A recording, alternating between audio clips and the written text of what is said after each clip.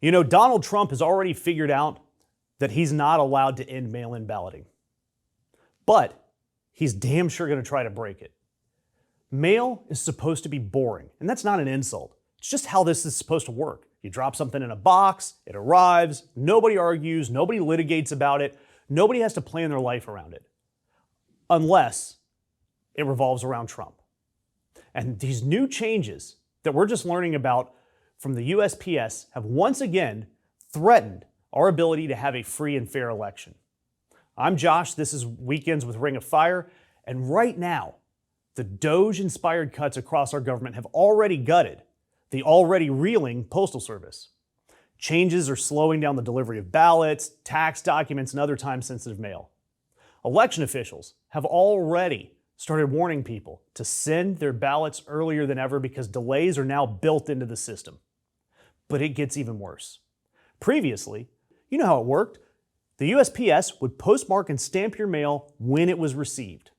It marks the time that the government took possession of your mail. This has been so important forever for bills, for time-sensitive documents, and yes, for your mail-in ballots. But now, Trump's war on mail-in voting has become reality. The USPS now is saying quietly that it might not postmark your mail when it receives it. And they've been very vague in the exact timeline of when they will postmark it. This change came late in December. I think it was on Christmas Eve, just enough for you to not notice it. So now, no one knows how early that you're going to have to turn in your ballot. And it just became a whole lot easier for the USPS, run under the Trump administration, to just disappear your mail-in ballots. And look, the USPS has been beat up for decades. It's been the favorite talking point of the right. They strip away the funding and then complain that it's not efficient. And yeah, they postmarked your mail when they received it. The postmark mattered. So your ballot could be mailed days in advance, arrive at a postal facility, and still not be postmarked in time to count. And once the postmark disappears, so does the paper trail. The government won't have to prove where your vote went. They won't have to prove that they took possession of your vote. And it makes it so much easier for ballots to be delayed, disqualified, or just quietly vanish without any accountability. And this is what Trump's war on mail-in voting looks like. Because now he's having to take it off the rally stage and enter it into bureaucracy. And he found that he couldn't do this on his own. He couldn't just say mail-in voting's illegal.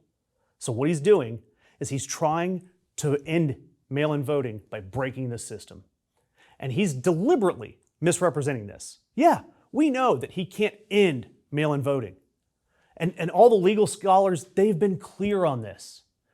Election administration, it's controlled by the states. Congress, yeah, they'll set some federal rules, and courts enforce the deadlines and protections. The president does not get some big red button that says, cancel mail-in ballots. But here's the trick. You don't have to ban mail-in voting to sabotage it. All you have to do is undermine the infrastructure it relies on. It's the standard Trump system. Break something on purpose, blame it for being broken, and then claim it's somebody else's fault. It's especially cynical because mail-in voting is not some partisan novelty. We know that Republicans benefit from mail-in voting. We've seen Oregon and Washington. They've relied on and won via mail-in voting for decades. Military voters depend on it. That's a core Trump voter, military voters. You see the maps, everybody claims that the rural voters are underrepresented. They depend on mail-in voting. The elderly voters, again, who skew Republican, depend on it. The Republicans are counting on mail-in voting. So that's why behind the scenes, many Republicans right now are quietly fighting to keep mail-in voting intact in their states. They use it, their voters use it, and their margins depend on it. So publicly, Trump is attacking mail-in voting as being rigged, but privately, his party is praying that it keeps working just enough for it to benefit them. The contradiction tells you everything.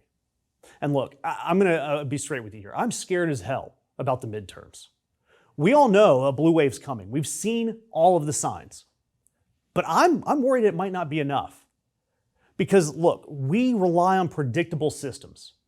And when the systems are predictable, participation's broad. When the systems are unpredictable, participation narrows. Not randomly, but systemically and systematically. People with time, flexibility, and resources, they can adjust. But everyday Americans, working Americans, they can't. And so officials responding to this just by saying that you need to mail in your ballot earlier, it's not a solution.